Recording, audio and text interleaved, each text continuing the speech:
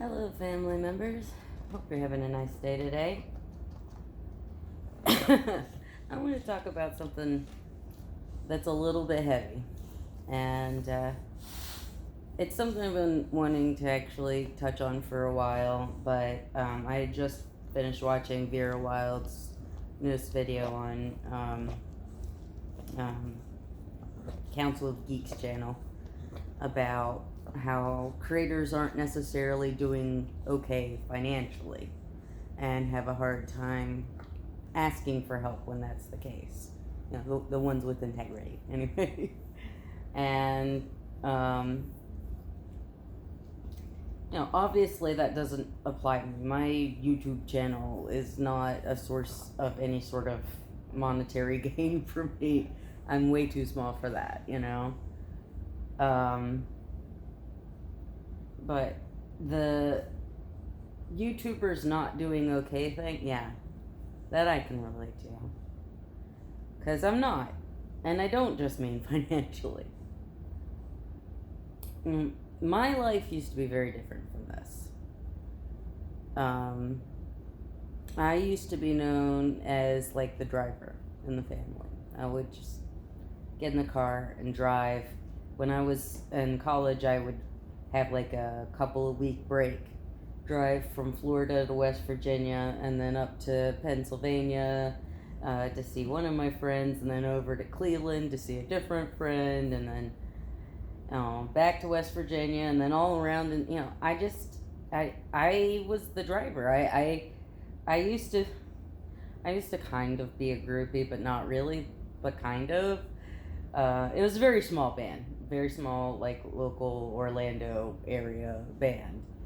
But the lead singer had like a regular gig on like a radio show, a podcast. I'm not sure, actually. I think it was a podcast. We called it a radio show. I don't know. I gotta ask Q. My friend Q. Q's House was the name of the show. And, it had some regionally famous rock stars on it. It was pretty cool. And I was the one who drove him and his little entourage over to Q's house on the nights that they recorded, which was midweek, and I had school early the next day. That's what being in your 20s is like, right? But even into my 30s and beyond, I have a hearing loss. I don't hear well except for in this ear. And in the United States, when you're in the driver's seat, that's literally the best seat in the car for me to hear. And so that's just one of the reasons why I always preferred to drive.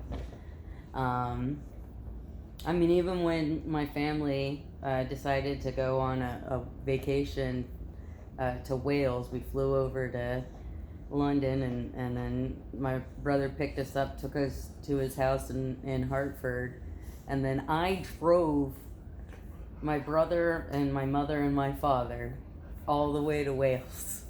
And when I say all the way to Wales, I mean like northern-ish, all the way on the coast. It was challenging, but I enjoyed it. It was a lot of fun. I grew up driving on West Virginia roads, so I was probably as prepared for that as I could be. It was just on the opposite side of the road was the only thing.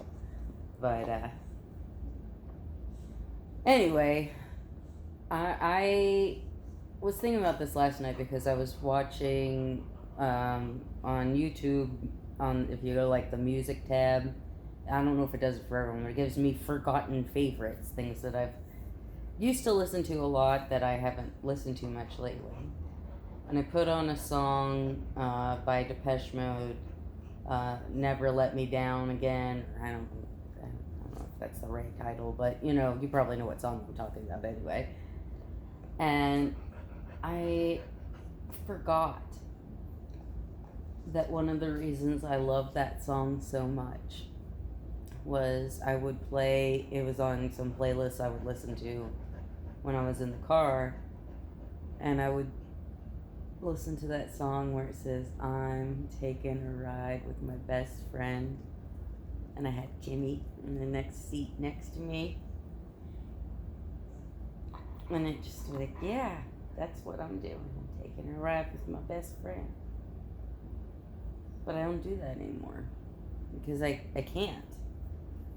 I legally and also like mentally, emotionally, physically cannot drive anymore. It's just not something I can do, along with a lot of other things. I think that we really have been sort of misled in our society to discount the reality that things can change that drastically in a very short period of time. And in some cases, like mine, with no clear answers. I still don't have a diagnosis. I have gotten, multiple tests showing, autoimmune markers, but nothing that's conclusive. And that's not uncommon for people with chronic autoimmune disorders. And it's not, hopefully, for most people, as extreme as mine, where I literally can't do anything anymore, it seems like. Or occasionally talk at a camera and pet a dog. Although the dog certainly appreciates it.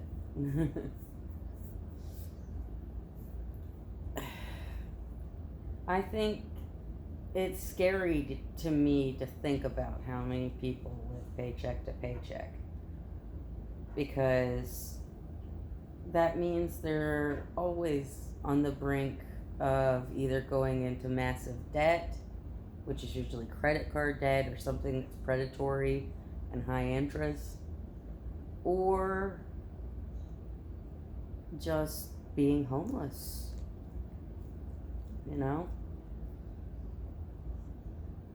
I mean, I would be homeless if I didn't have a family taking care of me. That's part of I'm not doing okay financially. My family is making sacrifices, giving up things that they want to do because they've been stuck helping me pay for my mortgage and bills and all sorts of things. My parents are huge fans of Billy Strings, which either you had one of two reactions. One where you were like, oh, or the other is like, who? That's like the only two reactions that I ever seem to get when I mention him. Either he's really, really famous in a fairly insular group of people, but my mom and dad being two of those people, and they have seen him in like multiple states, and they've gone to like multi-night shows, and this was something they used to do back in the 70s when they were growing up. They would come to shows in Orlando all the time. They saw like Black Sabbath and like all of the classic Southern rock bands, and yeah, for them this is how they want to spend their retirement. Is they want to go places, stay in some little cabin in the woods, go to a Billy show, and Daddy wants to do a little bit of fishing or maybe hunting, depending on if it's the right place and season, Like, that's heaven for my dad, and my mom enjoys going along for the ride and the fishing part, but she enjoys the Billy part and the traveling part. And they've already had to scale down. Like, I was talking to my mom the other night, and she's like, I just had to. I decided we had to do Billy Wing because he does some sort of like weird gimmicky show every Halloween. And I'm like, well, good, Mom. I mean, I hate the idea that that's even a question for her. Something that she wants so badly. And technically she could do, but she doesn't know how much more of a financial drain I'm going to be for how much longer. And so she has to be more conservative with how she spends her money. And I think that's something that people don't realize how hard that is. To need that level of help to the point where you see that other people are sacrificing just to try to give you the little bit of help that you absolutely need. Especially when it's people like, my parents, who I would rather be taking care of them than the other way around right now. They're in their 70s, but, life takes you where life takes you. If you don't have preparation for your future, then you're pretty typical of people, at least in my generation and the ones below me. I only had a retirement plan because I worked at a company that gave me stock options. And I was smart enough to know I just got to pretend like they don't even exist and they'll be there when I'm ready to retire or whatever. Well, unfortunately, they didn't really last as long as I wanted, but I was able to live off that money for about a year and a half. And I was only able to do that because I was lucky enough to have the kind of job that gave me that little nest egg. And I was smart enough to leave it alone, But most people, I don't think, have jobs like that, They're not working for some big corporation that's stock price is always going up, and so stock options are a safe investment and blah, blah, blah. Not everybody has even the level of financial security that I once had.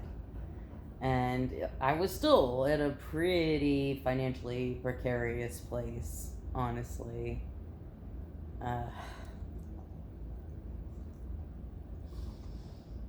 Yeah, it's frustrating. And I think about when I was 15 years old, I decided that I wanted to go to chiropractic college. I wanted to be a doctor, but I didn't really want to be an MD. And everything I'd read about chiropractic seemed like it would suit me better. And I essentially, at 15, committed to like $150,000 in student loans just from the chiropractic college aspect. And I look back and I'm like, how is it that a 15-year-old was able to make that commitment, really? I had no idea what I was getting myself into. And while I learned a lot at chiropractic college, and that was a really important time in my life as far as like social and emotional development, because I was sort of behind because I'm weirdo, the investment certainly wasn't. I never got any sort of payoff on that, and the amount that they needed back from me or wanted back from me was never something I could even begin to pay. And so I had to like let it go to garnishing my wages. I never got like a tax refund because it was just always going to that. And that's the only debt though that I have hanging over my head, because around the same time I got my first credit card and realized that I'm really not good at remembering to pay off my balance or how much, once I buy something, the money is gone and it doesn't exist to me anymore. The idea of paying later for something just doesn't foundationally make sense in my brain. And so I was like, no more credit cards. I'm not doing that. And then that's one saving grace that I have, is that I don't have a nightmare amount of credit card debt. But I do have a nightmare amount of student loan debt, and it's a good thing I'm aromantic because I don't think I'd want to tie anybody to my financial situation. And this is the reality for a lot of people that I know.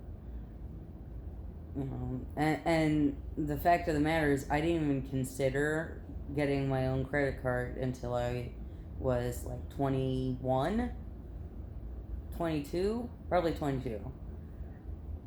They were, trying to sign people up for credit cards like crazy. My freshman seminar, like they have like a whole little fair and they give you, there's all sorts of vendors that want to give you stuff that's really, advertising. And one of the things that there's a lot of is people who want to sign up for this credit card and you get this awesome prize or cool bonus or whatever. And, here are people, it's like their first time out in the world, they're like 17, 18 years old. And they're having all this, like, get a credit card stuff thrown in their face. That's a recipe for setting people up to never be able to live their lives. Because they're always going to have a financial monkey on their back, so to speak. And, they say, why has the birth rate dropped off? Well, why would you want to have kids when you're already massively in debt? When you're not certain that you'll be able to give them the stable home that they deserve, or that you can't take on any more financial stress. Because let me tell you, having a kid is expensive. Just having the kid, in a lot of places, like in Florida, when I first was looking at insurance plans, they're like, yeah, you have to have separate maternity. Like, it wasn't, just like, if you're a woman, you have to pay extra insurance so that, that you can get maternity. Like, what the hell is wrong with this country? I still think it's absolutely ridiculous that dental and optical are considered separate insurance things, because it's like, if you get life-threatening infections in your eyes or your teeth, it's not like that's gonna just be in your eyes and your teeth. It's gonna be in the rest of your body eventually too, okay? Like, we are an entire organism, and everything that makes us us is part of that conversation. And the truth of the matter is they've tried to turn human beings into something that you could quantify and you could sort of run like an assembly line, and this is really the project of the 20th century, but it's being fulfilled still in the 21st century.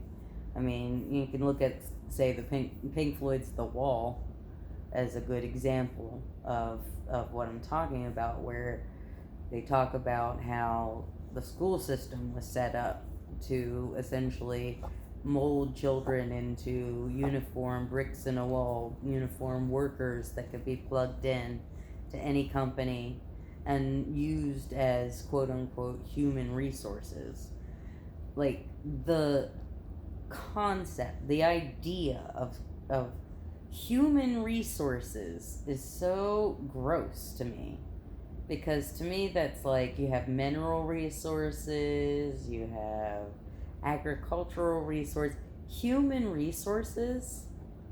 Like, human beings are not little products. Oh my gosh, you left so much hair on my pants. And yet I had to point that out. I don't know why. But anyway, it's just, to me, I feel like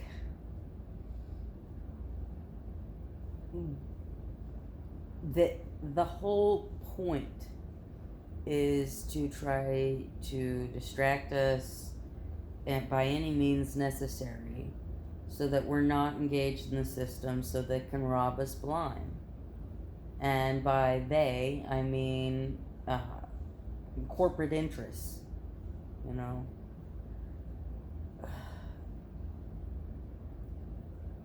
If we don't have massive corporate reform, we're never, ever going to see any improvement in this country or anywhere in the world. Because the incentive structure right now has been set up by corporations for their benefit. And their idea of benefit is make as much money as possible as quickly as possible. And that is not a good long-term investment, you know. We don't see corporations trying to last 100 years, you know. I mean, think about Coca-Cola. Think about a lot of those early corporations that are still around. Ford, ever heard of it? You know, the assembly line guy? The guy who arguably started it all? Like, what companies starting today are going to have that kind of staying power? I mean, even look at, like, say Facebook, for example. Facebook isn't Facebook anymore, it's Meta, right? Twitter isn't Twitter anymore, it's X.com, you know?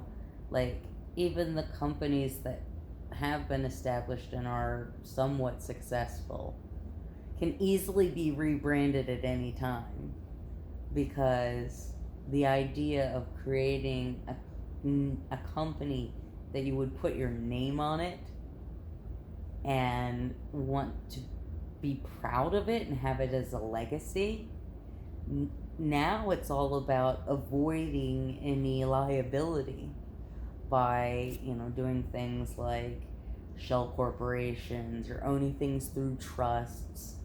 You know, I was talking to my girlfriend the other day, and she was talking about some billionaire giving away a lot of money, and I'm like, honey,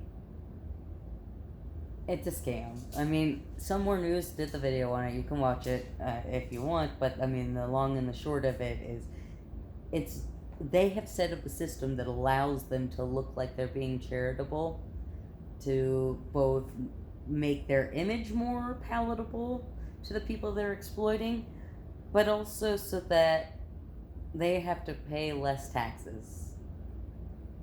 But it's not just about the money that you have in the bank that's available to you, that's liquid assets. When you're really, really rich and really, really powerful, it's about the money that you control. It's about, like, the $1 billion that Saudi Arabia gave Jared Kushner. That wasn't directly his money. It was into a fund managed by Jared.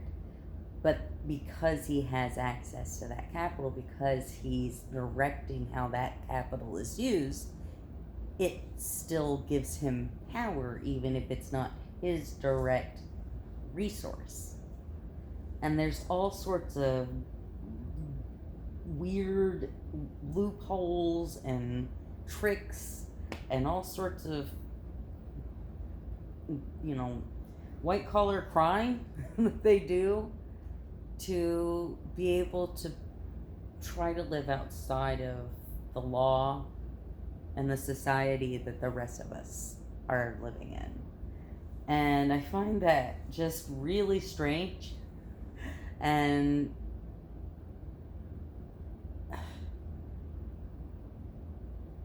where was it I heard this? I recently was watching something, and I wish I could tell you what it was so that I could cite it, but they were explaining how the term bureaucracy came to be. And it was a combination of aristocracy and all of the, like, government red tape. And I think that the way that we use that term now doesn't have that connotation anymore, but maybe it needs to. Like, that we need to kind of understand who the real ruling class is,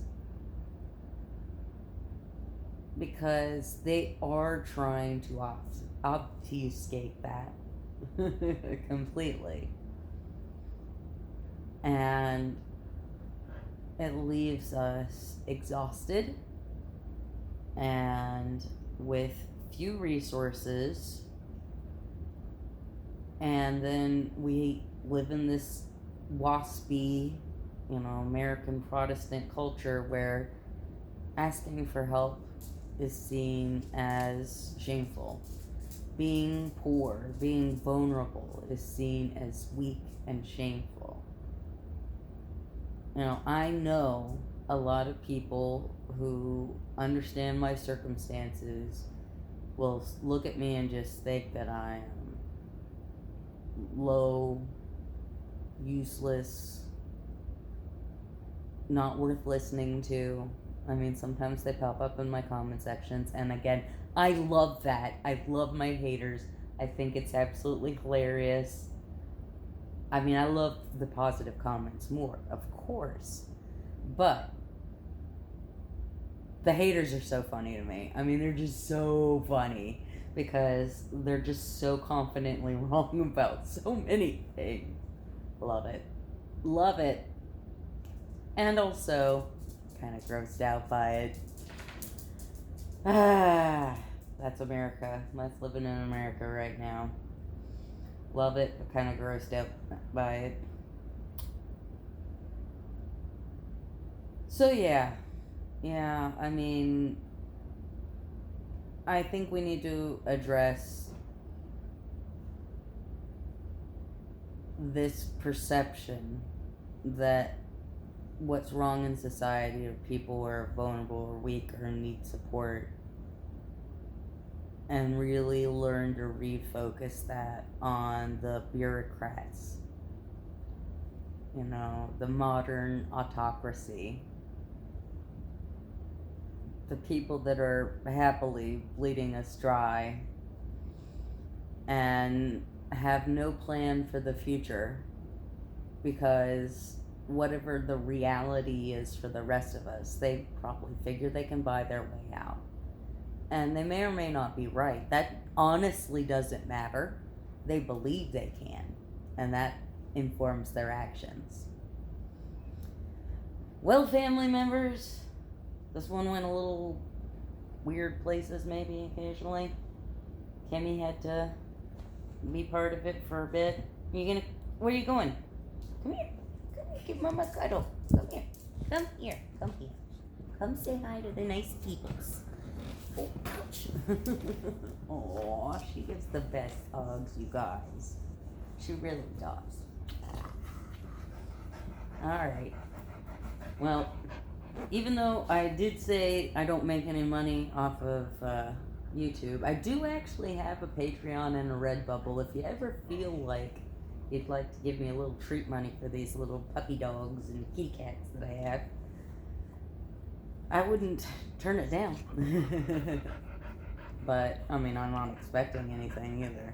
That's not why I do my channel. I'm not doing that as a job. And it's a completely different experience for me than it is for people like Vera who are doing it as their job. So I will link her video in the description, and if I can remember where it is that I heard the thing about bureaucracy, I will link that in the description too. But no guarantees, because my brain doesn't always give me the info I want when I want it. So, alright. We'll talk to you later, family members. Bye. Oh, you gotta give kisses.